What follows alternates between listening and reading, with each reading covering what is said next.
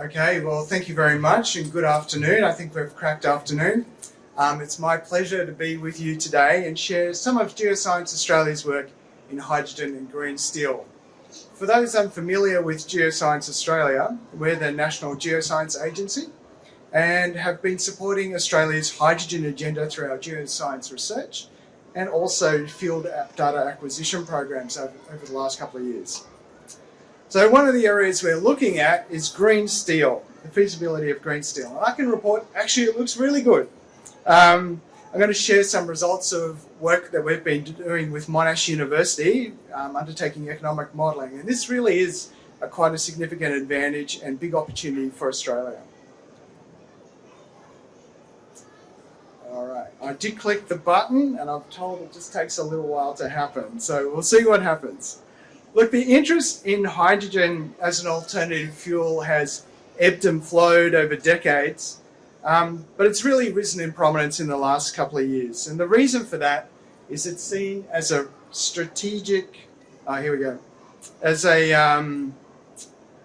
key pathway to decarbonise those sectors of the global economy that cannot be easily electrified. So this includes things like fertiliser production, production of decarbonised metals, and heavy vehicle transportation. So things like shipping or road trains, stuff where you have to move heavy loads over long distances. Under the International Energy Agency's net zero scenario, hydrogen is predicted to account for up to 10% of the total decarbonisation effort. So the potential future market for hydrogen is huge, as Ichigoya-san touched on earlier in this session. Australia has excellent potential to be a low-cost hydrogen producer, as shown in this map.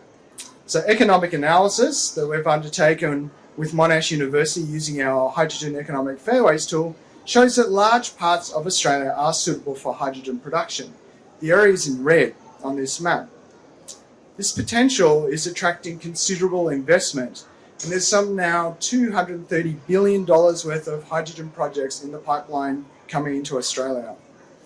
It's worth pointing out that this map that we've got on the screen here, we didn't calibrate any of those hydrogen projects used to our economic model. Those hydrogen projects are appearing where we said the most prospective areas for hydrogen production.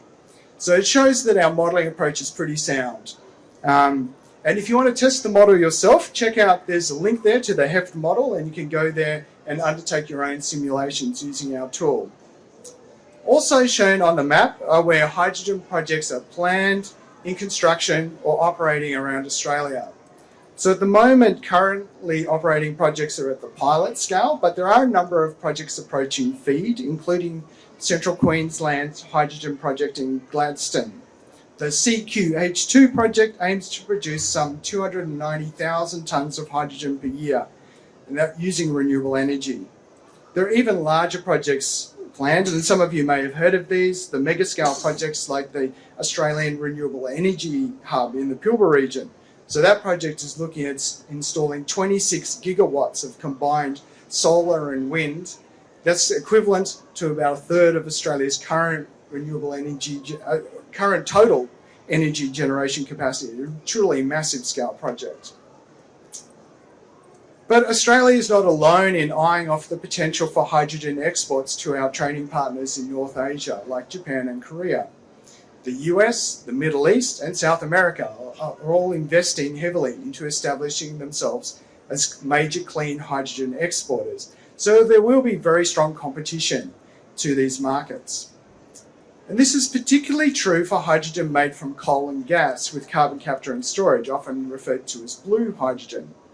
The US, for example, has very cheap natural gas, an established CCS industry through decades of enhanced oil recovery, and an extensive network of gas fields and CO2 pipeline infrastructure. This is without the significant subsidies available under the IRA. So whether or not you consider 4 kilograms of CO2 emissions per kilogram of hydrogen can be really considered clean, I think that's up for debate.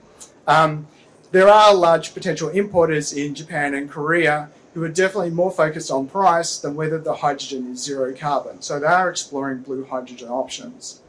So where does this leave Australia? Okay, let's see if I can get it working this time. Okay, Well, what we need to do is build on our unique competitive advantages, and this is where green steel comes in. We are certainly not the first to identify the opportunities of green steel.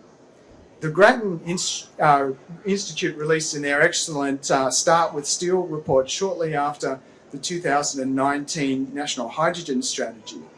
And in that report, it clearly articulated the key reasons why we should look at green steel. Firstly, steel accounts for 7% of global CO2 emissions and is essential for the global economy. And the fact is we're going to need more steel and a lot more of it.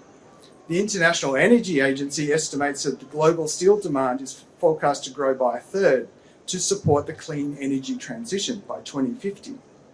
Australia is the largest exporter of iron ore and has extensive hematite and magnetite resources, but we are a small producer of steel, not even in the top 20.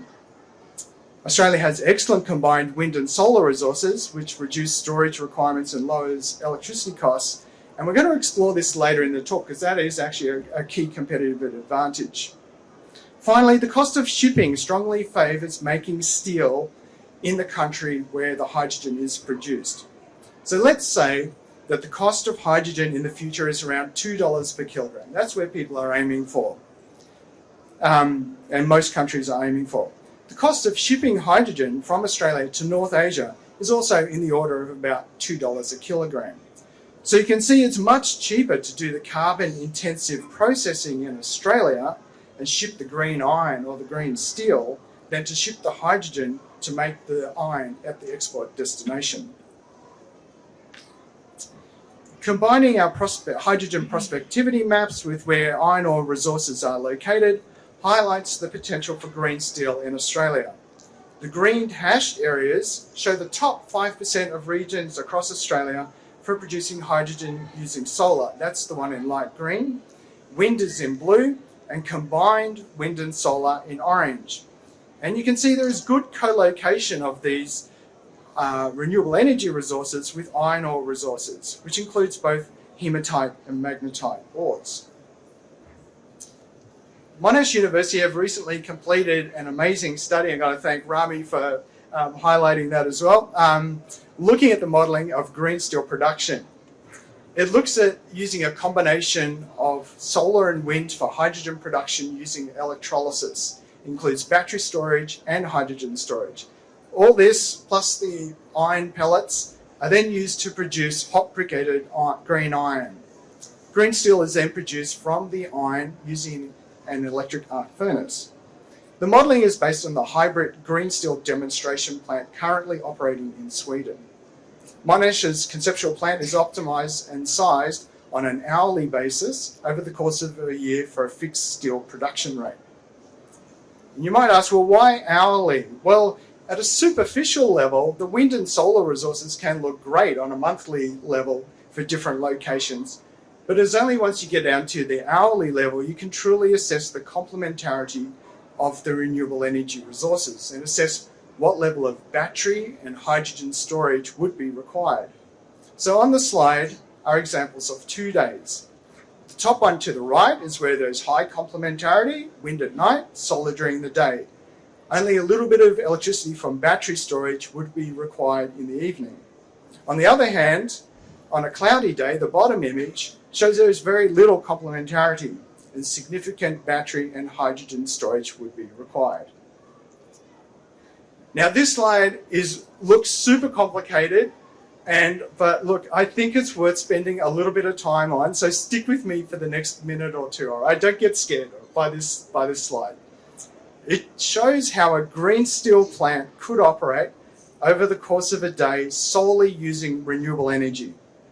So in this example, we have good wind at night and solar during the day. And we're aiming at producing green steel at a constant rate of 1,000 tonnes per day, shown in grey. So solar, firstly, you can see the strong solar signal in the middle of the day, shown in yellow. Solar is the cheapest form of electricity, so we want to try and capture as much of that as possible. You can see the dotted lines below the zero line, and that is where we're charging our batteries, the dotted red lines, and producing hydrogen for later storage, the dotted pale purple lines, using the excess solar that we're not using for our green steel plant during the day. At night time, there is generally good wind resources at this location, shown in green. Wind energy is used to produce the hydrogen for the PEM electrolyzers, but there isn't quite enough for the desired production rate. So in the early morning, so we have to top this up with hydrogen from our hydrogen stored supplies that we've generated from the solar. In the early evening, there you can see there is no sun and there's no wind. So here we need to dispatch electricity from our batteries and use stored hydrogen to keep the plant running. So the wind picks up again in the evening and off we go again. So at this site, this is pretty typical weather. But of course you can get terrible weather with little sun or little wind. And this is taken into account in the modelling. The plant is sized so no matter what the weather is on any particular day, at any particular hour, there is sufficient battery and hydrogen storage to get you through. And it turns out that green steel production could be competitive with conventional steel production by the 2030s, especially under the EU's Carbon Border Adjustment Mechanism, or the CBAM. So under this new EU policy that comes to an effect in 2026, you will see carbon tariffs applied to carbon-intensive products such as steel being imported into the EU. This is to prevent what's called carbon leakage from imports, as the EU applies stricter carbon rules for its heavy industry. So assuming that the cost of renewable energy continues to decrease as solar panels become more efficient, and there is a significant drop in the electrolyzer costs as mass production of these units come online, we estimate that a CBAM of around 150 to 200 euros would be sufficient to make green steel competitive for import into the European market. Now it's worth highlighting that there are different pathways for green steel production. There's a hybrid plant in Sweden, uses the Midrex process and requires preconditioned iron pellets, which are more suited to preparation from magnetite ores.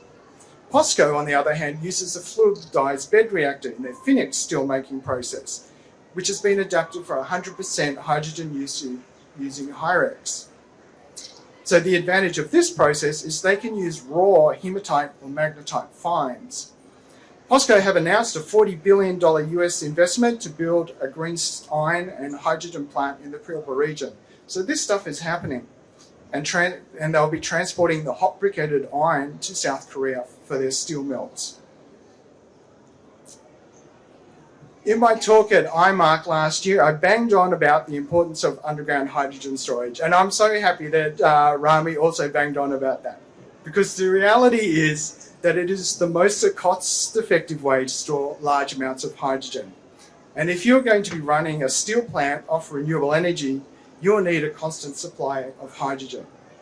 The hybrid green steel plant in Sweden has been trialling this by storing hydrogen in underground lined rock cavern at a pilot scale.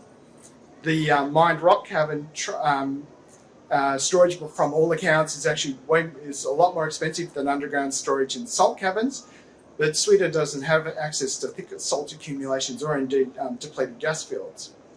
So even so, it's a lot cheaper and more feasible than large-scale storage of hydrogen in above-ground tanks. So underground storage really is key. The hybrid plant is connected to the grid, yet hydrogen storage is highly advantageous as the plant can make hydrogen where electricity prices are cheaper and then store the hydrogen. Off-grid solar energy in Australia is way cheaper than electricity in Sweden, underscoring Australia's competitive advantage in that respect. So Australia is in a fortunate position to have thick rock salt accumulations that could be suitable for salt cavern construction. Some of these accumulations up to 1 kilometre thick and could support multiple caverns. The salt can be bedded or as diapirs, columns of salt that have been squeezed out of the beds due to overburden pressure. And these are really key targets for salt cavern construction. Of particular interest is salt near the Eyre Peninsula, where we have the Whyalla Steelworks, and the Pilbara region, where POSCO and others are looking at establishing green steel production. So salt caverns are constructed by drilling into salt rock and then dissolving out a cavern over a period of about 1 to 3 years, depending on its size. Salt cavern storage is considered to be the cheapest form of hydrogen storage. There are currently 4 salt caverns for hydrogen storage in operation around the world, and with many more planned and currently under construction. So that's more under construction in the US, the Netherlands are looking at putting it, also in Germany. It's really key for now this new market for green hydrogen is where you're going to store the hydrogen.